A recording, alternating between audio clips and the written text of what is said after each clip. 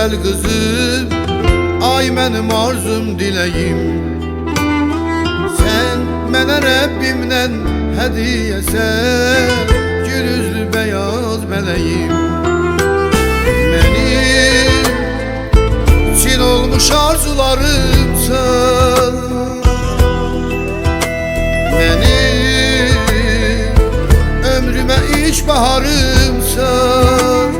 Kızım, sen atanın ürəyi, göz bəbəyi, yerdə olan cənnətisən.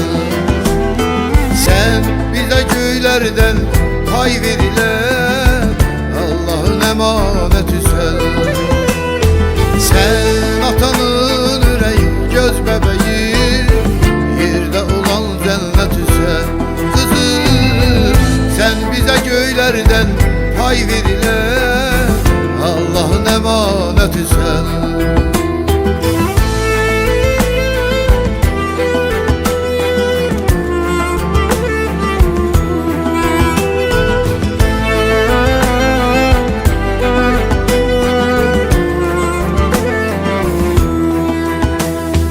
Təkcə bir arzum var bu dünyada, bir ömür xoşbəxt olasan.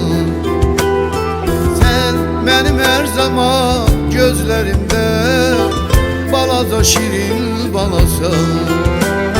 Mənim için olmuş arzularımsan,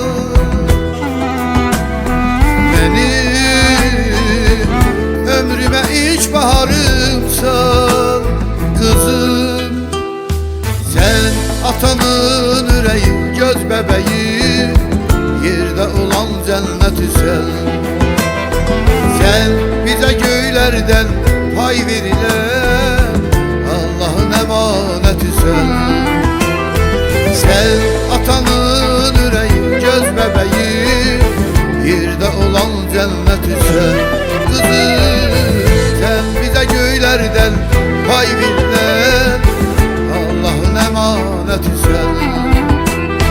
Sen atanın ürəyi, göz bəbəyi, yerdə olan cənnətisən.